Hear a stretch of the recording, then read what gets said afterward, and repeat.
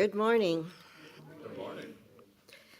Welcome to First Unitarian Congregation of Toronto in person and online, where our mission is to nurture connection, share joys and sorrows, and to act for love and justice.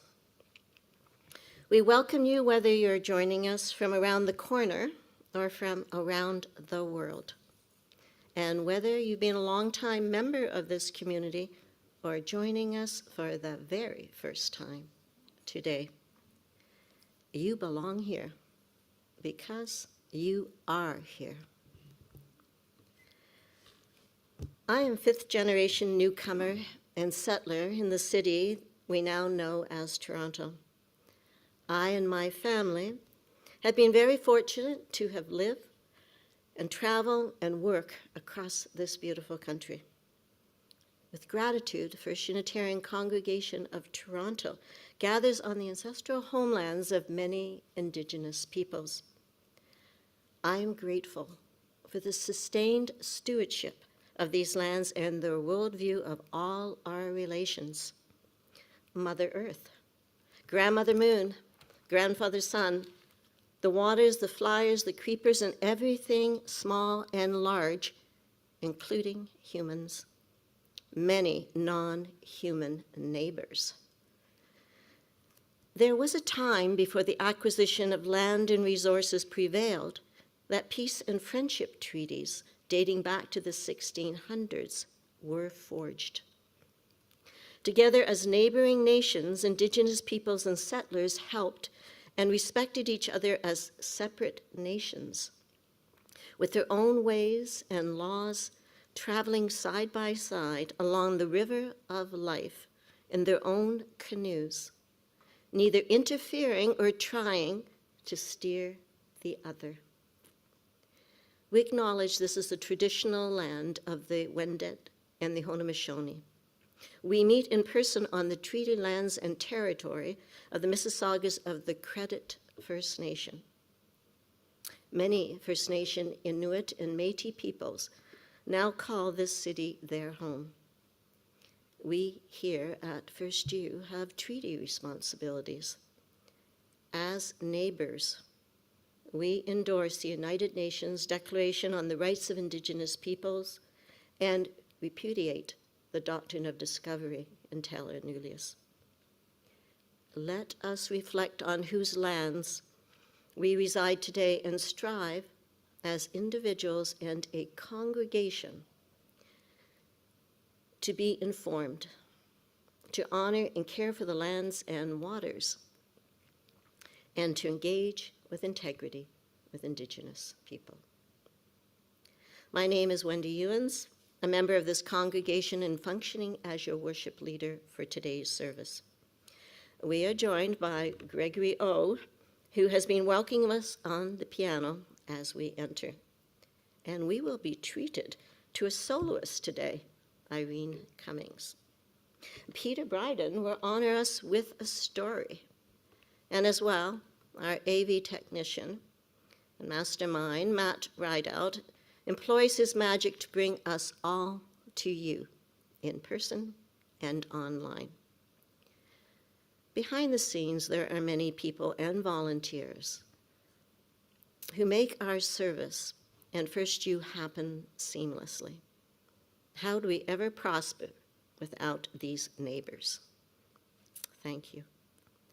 From ancient times, when a neighborhood is more than those who live near us, consistent with our UU principles of being interconnected and the inherent worth of all persons, being a neighbor engages key behaviors.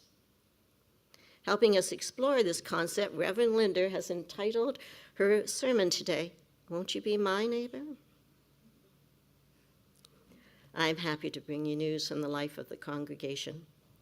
Please visit the welcome table just outside the sanctuary doors for information on what we do around here and to get connected. You can sign up for the First Light that comes out every week and also learn about our website. I want you to know that the unicorn, that sounds about right, right? Unicamp is hosting the week of August 9th to 14th for circle music inspired singing.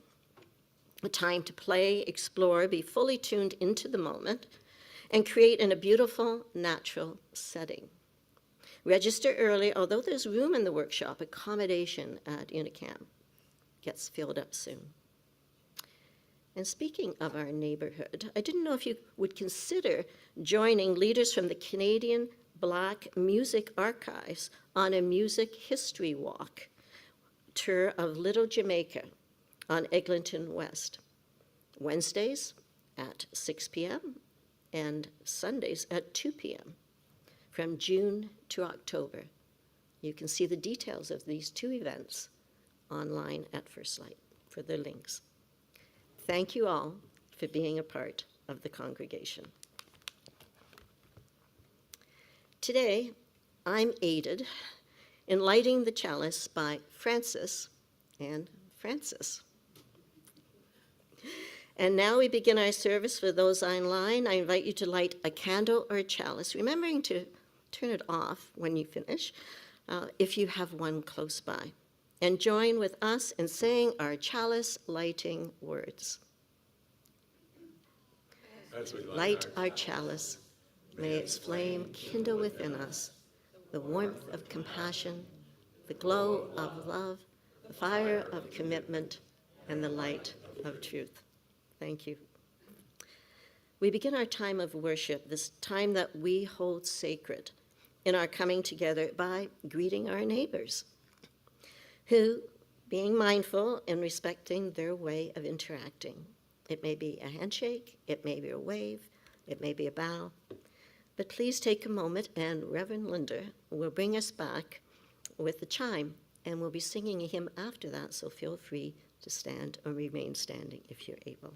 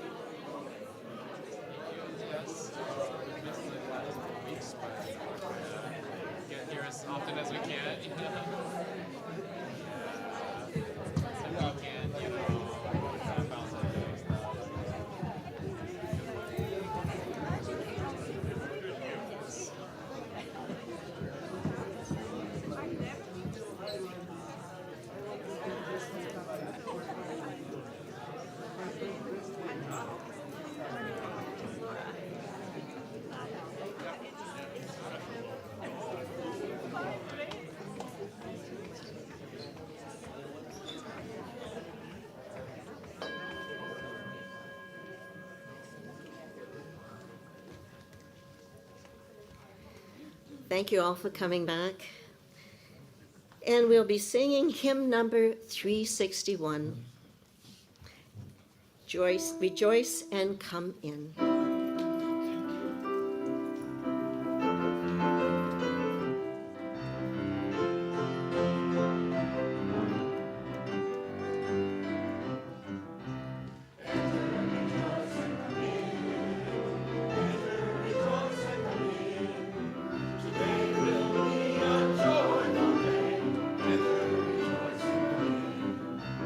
Open your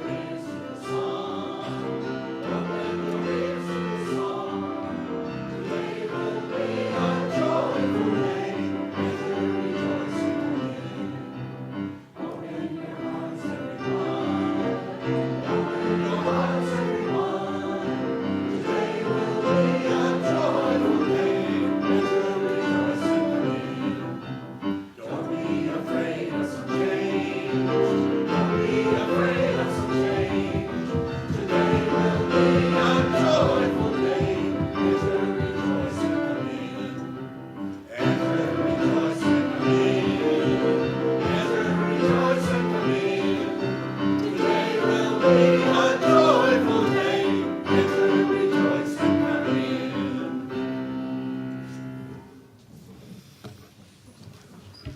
Lest you were a bit short on coffee, we had a rouser there to start.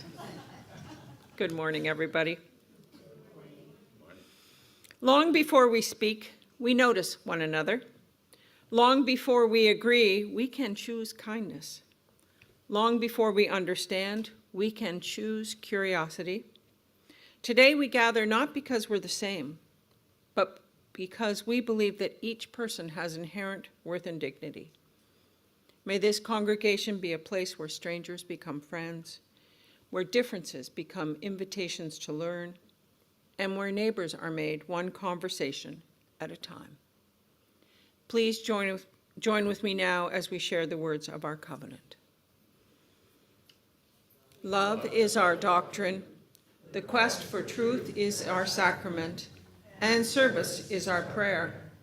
To dwell together in peace, to seek knowledge in freedom, to serve life to the end that all souls shall grow into harmony with the divine. Thus do we covenant with each other and with all. And I'm inviting Peter Bryden forward. He has a story for us. Go ahead, Linda. Yes, we're going to have a told story this morning for the first time in quite a while. So I would like to invite any young person who would like a good seat for a story to come right up close, or any older person who likes a good seat for a story. Come right up here, and yeah, I promise not to bite. Okay, yeah, come on right. Finn, you want to come up? No, okay, yeah. I'm going to sit here though. I'm not. Come, yeah, sit right up. Get a good seat.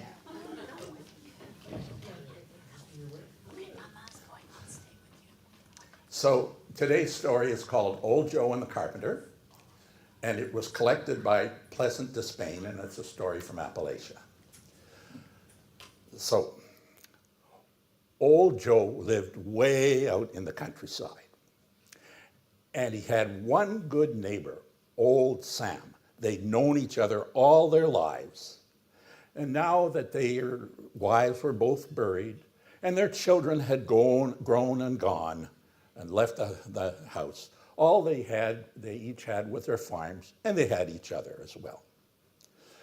But one day there was an argument. It seems that a calf had wandered onto Old Sam's property, and he claimed it as his own. But Old Joe said, that looks right just like my calf, but just looks like the cow that I have. So that calf must be mine. Well, they got into an argument, and they were both pretty stubborn, so they stopped talking to each other. Quite a gloom settled over Old Joe. But one day, a week later, there was a knock at his door. And he wasn't expecting anybody, but he went to the door, and there was a young man with a box of tools on his shoulder. And he had a deep, dark eyes and a nice, kind voice. And he said, I'm a carpenter, and I just wondered if you might have some jobs that I could help you out with. Well, Old Joe invited him in, and he had some stew on the stove and some fresh-made bread and fresh churned butter and homemade jam, and they sat and they ate and they talked. And Old Joe decided he liked the young man, and he said, yes, I do have a job for you. Look out the window.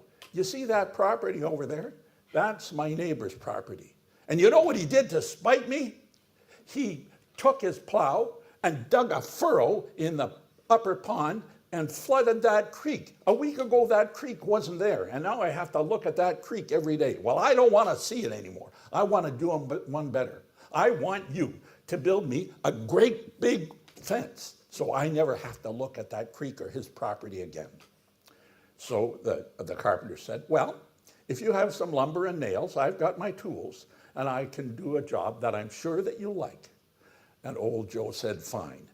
Now, Joe, he had to go into town that day to get some supplies. So he took the carpenter out to the barn and showed him where all the things were, and then he hitched up the wagon and headed off. Well, the carpenter started by moving the materials down to the creek, And then he did his measuring and his sawing and his hammering, and the work went really well. Before too long, it was all done. Well, it was sunset before old Joe got back from town. And when he got home, his jaw dropped. There was no fence there at all.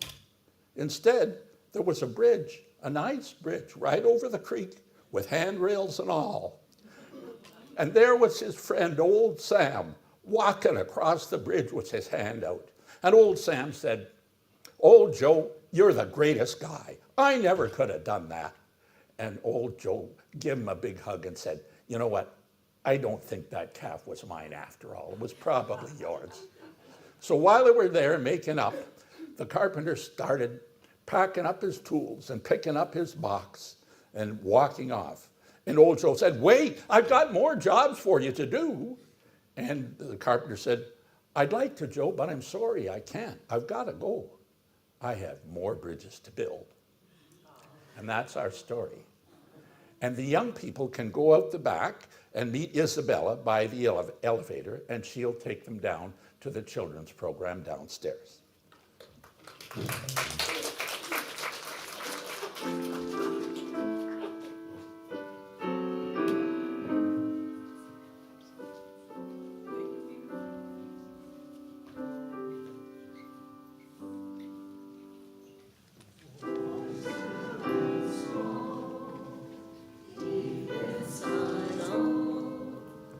I hear you call, singing in storm and rain, sorrow and pain, still will remain singing, calming my fears, quenching my tears. Through all the years, singing.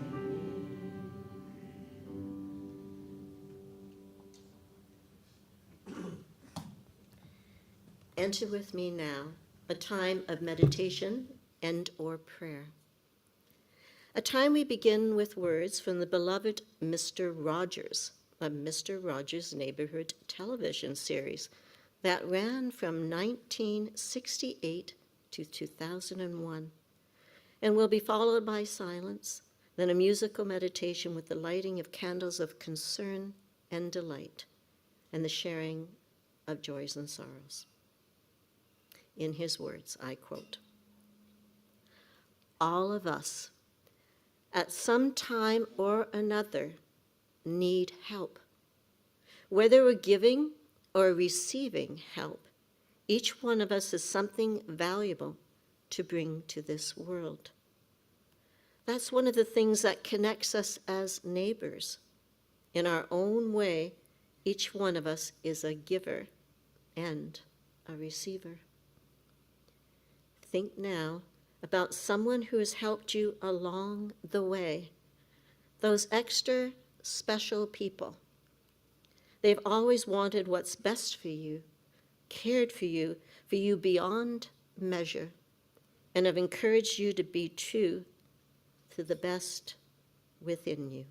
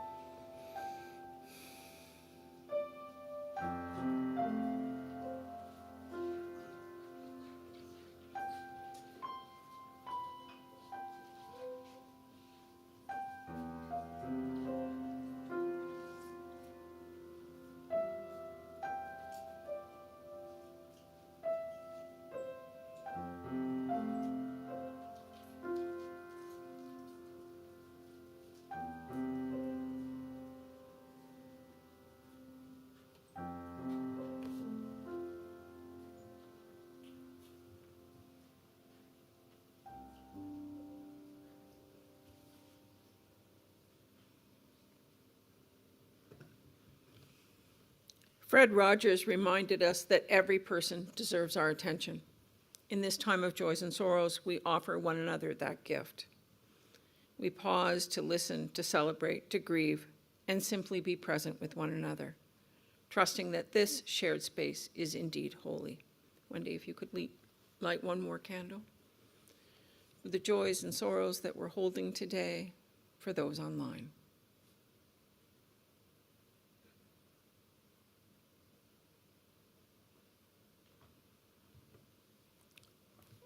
Those who have heard the news this morning are heavy-hearted to have learned of the violence that happened last night on St. Clair at the Latin Festival.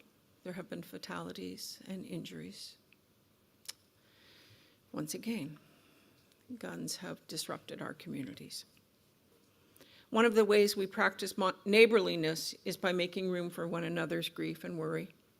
If there is sorrow you would like this community to hold with you now, we invite you, if you're online, to put it in the chat, and if you're in the room, to speak it briefly. The children who were at that festival, I know many families who were there, and those children are traumatized, scared to go out, so I'm thinking of them. The legacy of gun violence in this community.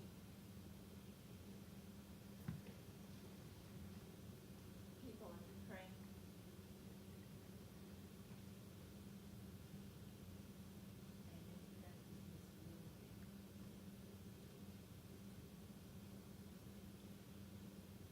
And just as one of the things we do is help carry one another's sorrows, we can also rejoice in one another's blessings, knowing that shared joy has a way of growing. Please bring to mind all that you are grateful for today. Again, those online can use the chat, and those in person are invited to name a joy briefly now.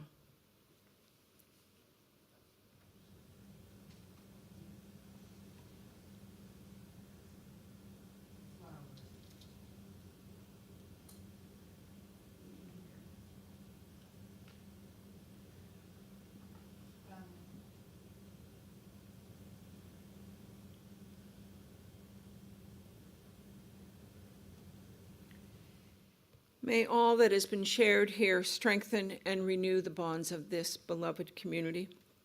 In joy and in sorrow, in struggle and success, may we together embrace life's blessings and endure and support one another in its challenges, in the sacred hope that we might grow stronger and more connected through both.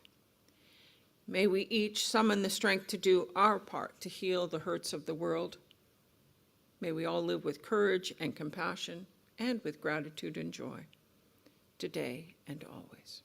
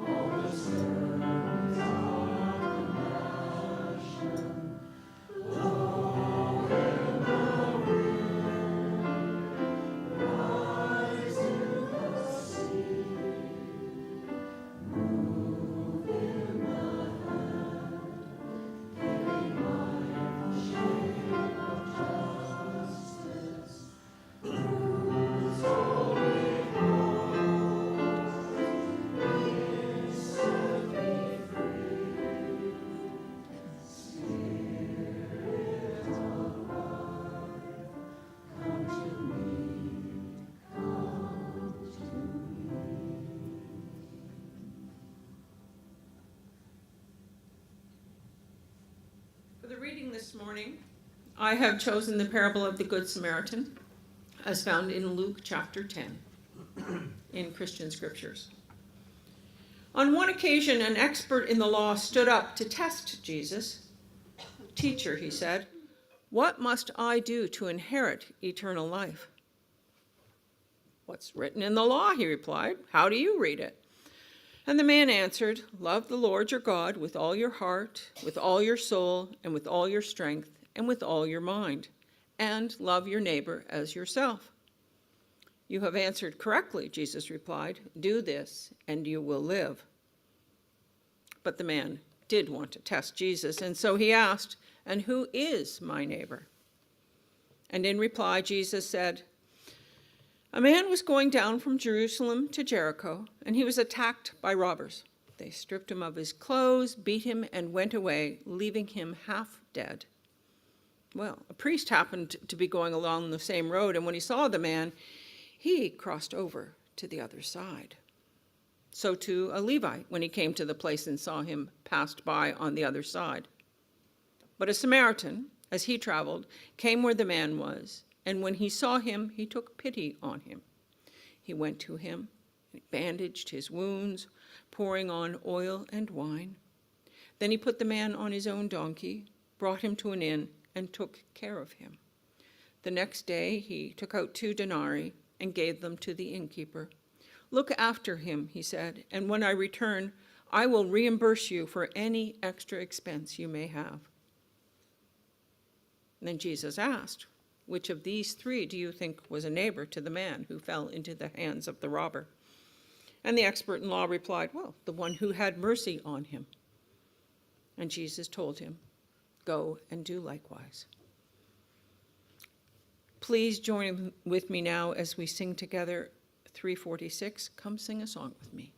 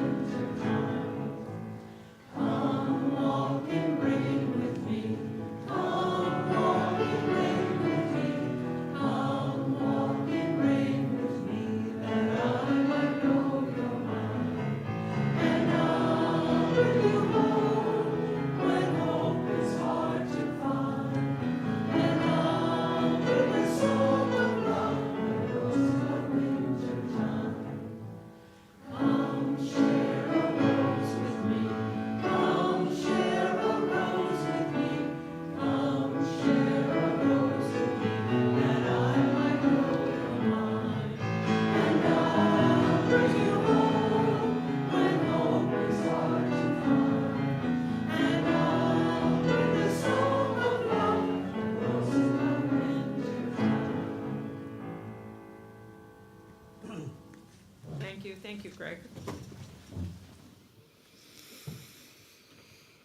Won't you be my neighbor?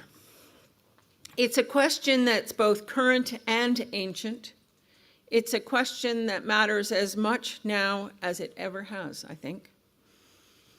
Mr. Rogers' Neighborhood, for 31 seasons, asked the question. Mr. Rogers made a television series. Many of us, if we think about it, can hear that familiar tune. Won't you be my neighbor? On the surface, it sounds like a child's invitation. But notice what's really being asked. If Mr. Rogers were only thinking about neighbors as the people who lived close to us, he wouldn't need to ask the question. If he was only thinking of those who live near, the meaning of neighbor would be simple, the ones who are nearby. But he's asking a bigger question. Won't you be my neighbor? The question is an invitation to be in relationship. And if being a neighbor is about being in relationship and not something that's dictated by proximity, then being neighbors is a choice. The word neighbor comes from Middle English, and before that, Old English, meaning one who dwells nearby. The Old English term is a compound of nigh, or near, and gabor, which meant dweller. So at its root, the word does describe someone who lives close by. But in a quick review of religious texts across traditions, we find the larger concept. And a bit of digging illustrates that the English word neighbor that we use and that's been inserted into so many translations is much younger than the moral idea that it expresses. Again, in the original meaning of the word we use, it's someone who's nearby. It described geography, not ethics. But when we consider ethics, nearness looks different.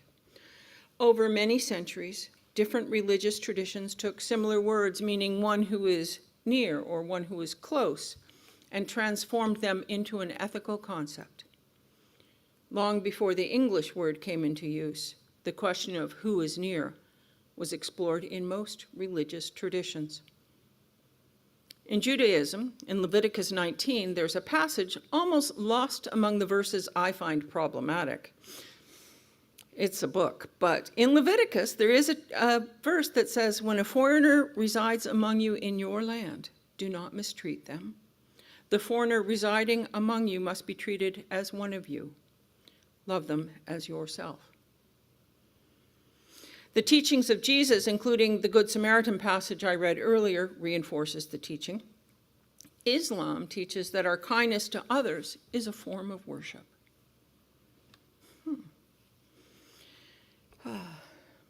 And those deserving kindness in the Islam tradition, there's a list. And it includes some of the obvious, parents and relatives, but it also includes distant neighbors and travelers. Hinduism asserts that the guest is like God. And Sikh communities, there's a tradition and practice of langar, which is about offering a free community meal where everyone sits together regardless of wealth, caste, religion, or status. And indigenous teaching reminds us that the circle of care is wide and includes the natural world, our ancestors, and future generations. Religious traditions encourage us to understand neighborliness through relationship, close and not so close. Neighborliness becomes something enacted, not merely believed. It's more than a concept. In the translation from the original text into English, we've landed on that word neighbor. And the ethical question then becomes, do we use the definition that defines proximity, or do we use the larger definition? The question is not merely ancient, it's very much alive. Each generation must decide whether neighbor means only those who are near, familiar, or useful to us. We see that question playing out today in debates about immigration, refugees, foreign aid, and humanitarian responsibility. Many religious leaders have argued that policies emphasizing border enforcement, deportation, and reductions in refugee admissions give insufficient weight to our obligations towards strangers and other vulnerable people. Others emphasize the responsibility of government to maintain order and security. There's a tension there. Beneath these policies and these questions and these debates, there's an old moral question. How wide is the circle of our concern? We can hide behind the geographic closeness found in the root of the English word, or we can accept the challenge found in ancient and modern wisdom. Now, don't get me wrong, I know that this being a neighbor business is sometimes a tall order. Being a neighbor, living into neighborliness, is frequently inconvenient. At the basic level, the inconvenience looks like a disruption to our plans, our routines. I'm at least some of the time quite introverted, and some days my peopling quota has been reached. And the last thing I want to do when I come home from running errands or coming back from my evening walk is talk to other people.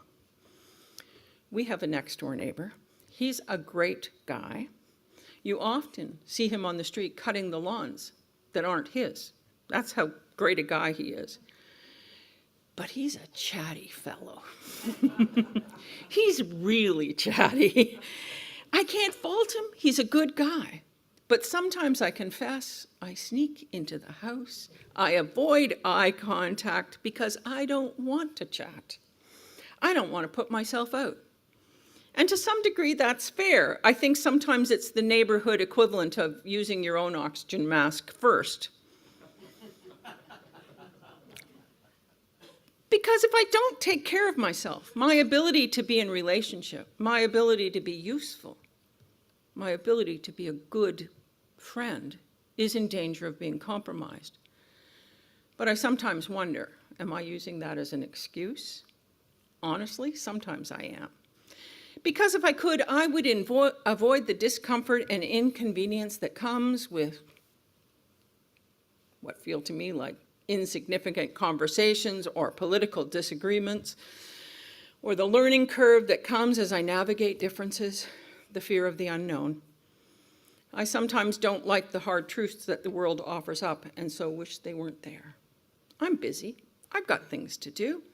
It's easier at times to let the algorithm feed me ideas that resonate with my own, and to avoid engaging with people who think differently. I have unfriended people because their posts have made me too sad or too angry or too uncomfortable.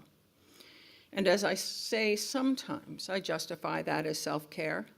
Sometimes it is, and sometimes I think I avoid others because it's easier. And in doing so, I sidestep that cultural imperative to widen my understanding of being in relationship with the stranger in all the ways that we might understand that concept. For Unitarian Universalists who affirm the idea of inherent worth and dignity, interdependence, and a commitment to dismantling barriers, the call to understand neighbor in its larger and perhaps largest sense is clear. Our fundamental understanding is that we are all connected, that affects one affects us all. Our neighborhood is a very large one, and that leads to another question, bigger than who deserves my care, to how will I choose to be? Because neighbor fundamentally is about relationship. Neighborhood fundamentally, I think, is best understood as a verb. And the challenge of this ethical understanding of neighbor is not merely identifying neighbors, but accepting the inconvenience of being one. Being a neighbor asks something of us. It asks us to pay attention to others, knowing they are neighbors. Being a neighbor means we allow ourselves to be interrupted by the person on the street who wants to talk, or the news we read in the morning. Our plans and our comfort are sometimes disrupted. Being a neighbor means we risk being uncomfortable, finding ourselves in an unfamiliar situation, doing things outside of our comfort zone. Living as a neighbor means we are required to see another's humanity before deciding whether or not they need our help or our attention. It reminds us that neighbors aren't simply people who live nearby. Sometimes they're on the other side of the world. Our congregations are collections of people. We like to say that we're here because we have common beliefs. Do we really always? It's a bit of a stretch to make the assertion that all Unitarian Universalists hold the same beliefs. I know that some of you believe in God, and others vehemently deny that possibility. What we do have in common, though, is our principles, ideas we aspire to, that help us navigate the world. We are neighbors here, but not because we all believe the same things about God or Jesus or what happens after we die, but because we do affirm the inherent worth and dignity of each person. Here we strive to build beloved community, and that doesn't require agreement, but it does require commitment. Sure, some of us are impatient or cranky or hold different views on politics or sports teams, but we're committed to the idea that we can choose connection across difference. We disagree, we have misunderstandings, and I know that at times we hurt one another. And yet we are committed to building relationship and holding one another in neighborly regard. No doubt it's easier here than in some settings because our principles at least provide us with a framework for navigating the world. And that makes this an excellent practice ground for the wider world. Fred Rogers understood his show as a practice ground, an illustration of what a neighbor really was. One of the characters on the show was Francois Clemens, a black man who played the role of the neighborhood police officer. In 1969, Rogers aired an episode in which he and Clemens sat side by side in folding chairs with their bare feet soaking in a children's wading pool as a relief from the hot day. Consider what a remarkable thing that was in 1969, when there are still current news stories about police calls related to people of color in public pools. In another episode, Rogers featured Jeff Erlanger, a young boy who used a power wheelchair. Rogers spoke with him naturally and respectfully, asking him about his life, rather than treating him as an object of pity. In his quiet way, Rogers was challenging the understanding of neighbor. We don't have to be the same to be neighbors. Rogers began his career in television long before Mr. Rogers happened. He was a writer and a producer. In 1963, after more than 10 years into his television career, he was ordained by the Presbytery of Pittsburgh at the Third Presbyterian Church with the unusual charge to do his ministry with children and their families through mass media. Quite progressive of the presbytery, I think. And it was about that time that he began his on-air work in the role of Mr. Rogers. First in Canada, I learned, and then a few years later with the Mr. Rogers neighborhood that we came to know. Rogers never served in the common role of minister in a brick and mortar congregation, but his ministry to children reached millions of children and adults. When our children were young, I found myself watching a few episodes of Mr. Rogers. I found it slow-moving and a bit corny. It was also charming and respectful and reflective. I confess I appreciate it more in hindsight than I did as the busy parent of 2 young children. Now I see Rogers' theology and ministry shining through. He affirmed again and again, I like you just the way you are. And you have made this day a special day by just being you. Roger was building his theology into each episode. Each person is important. Every person is worthy of our attention. Every person deserves respect. Rogers understood the relationships between people, between neighbors, as being sacred, saying in one interview, the space between our mouths and the people who receive our offerings, our mouth and their ears and their television sets, is holy ground. How could a similar understanding make a difference for us if we understood the space between us as holy ground? Would our relationship with the person serving us coffee, disagreeing with us on social media, standing in line at the store, or anywhere else change if we saw the space amongst and between us as sacred, worthy of special care and attention? How might we be changed if we carried that perspective with us in the coming days and weeks? It might not leave you wanting to share a coffee or a meal with every person you meet, but it would require you to be attentive and respectful, to slow down enough to really consider them as an individual. Maggie Helwig, who served as the priest of the Anglican congregation St. Stephen's in the Field in Kensington Market during a period of prolonged encampment in the churchyard, she reflected in her recent book, Encampment, which I do recommend to people. She reflected on a time when she passed a bedraggled panhandler and found herself wondering, what if that's Jesus? That took my breath away. It's in that kind of openness, that willingness to see the neighbor in each individual, that we are changed. And perhaps then the world is changed. That perspective changes us because it asks something of us. Helwig, navigating the spaces between her worried and angry neighbors and the growing community in the churchyard, observed, being afraid of something that's deeply unfamiliar to you is very natural. And it can be hard to separate the feeling of being afraid from understanding whether or not you are really being threatened. And that's a critical process of discernment, I think, for all of us. It's a question we need to ask. Fred Rogers asked, won't you be my neighbor? It's a good question. But I think perhaps the better one is, can I be your neighbor?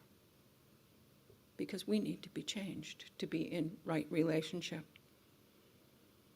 Every day we cross invisible property lines, not just between houses, but between lives. Every day we have a choice. We can hurry past. We can retreat into relationships of those who already agree with us. We can let fear decide who belongs, or we can widen the circle just a little. Fred Rogers asked, won't you be my neighbor? Perhaps the more searching question is the one we get to ask ourselves every morning. Can I be your neighbor? May our answer today and tomorrow be a little bit larger than it was yesterday. Blessed be. Let's take a few breaths.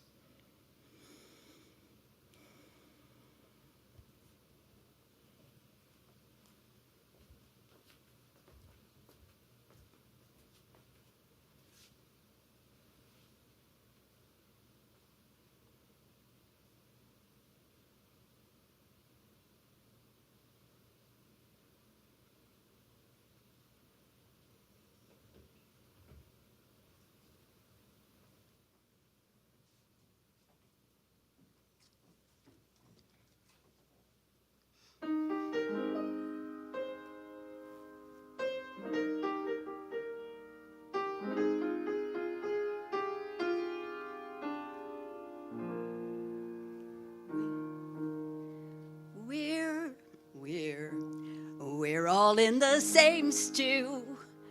That's what the Dalai Lama said. A rich and curious stew. Some go hungry, some are fed. It's them, it's me, it's you. What are we gonna do? We're all in the same stew. We're all in the same bus, traveling here among the stars. A sleek and fabulous bus. This predicament is ours. This world is so unjust. Why can't we be unanimous? We're all in the same bus. Tigers and ladybugs, turtles and frogs, black-eyed Susans and Pekingese dogs, red-winged blackbirds and pot-bellied hogs. They're all in it. They're in the stew. All the oceans and all the air we breathe, all the many peoples and all that we believe, all the many molecules and all the space between. We're all in this, we're in the stew. We're all in the same boat, drifting here among the tides. Can we keep it all afloat? Can this earthly plane survive this world miraculous? Each and every one of us. We're all in the same boat. We're all in the same bus. We're all in the same stew. What are we gonna do? It's up to me and you.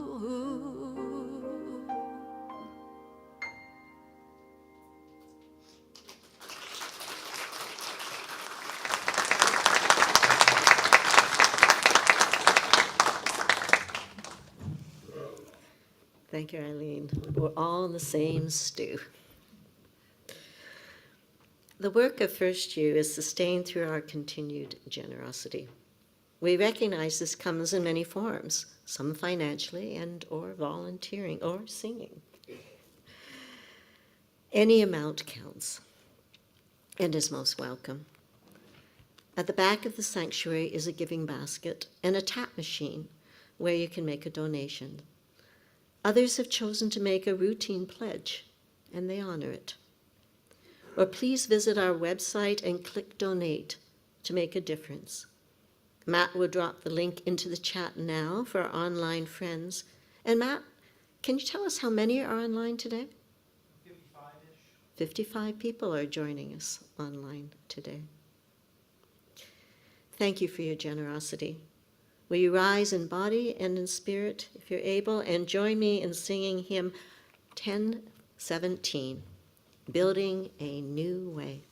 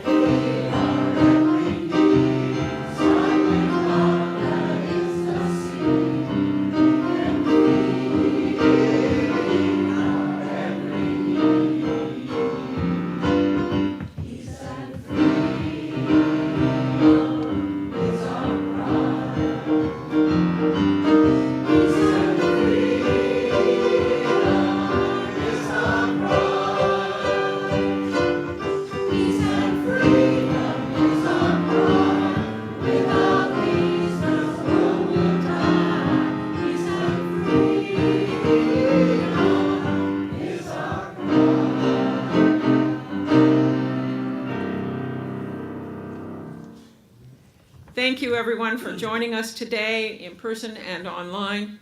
We hope you found connection and meaning. We look forward to seeing you again. For those joining us online, you'll be invited to a breakout room at the end, and you'll be given a question. I'll share it here now to prompt your conversation. When has being a neighbor challenged you? You're all allowed to talk about it too. As we extinguish our common flame, let us hear these words. As you leave this place, remember that neighborliness is not measured in miles, but in mercy. May you notice those who are overlooked. May you listen before you judge. May you offer kindness before certainty. May you receive hospitality as freely as you give it. The world does not need more strangers passing one another by. It needs neighbors. Go in peace, ready to cross the street, the fence, or the divide, to build a bridge wherever love is asking you to meet another. Blessed be.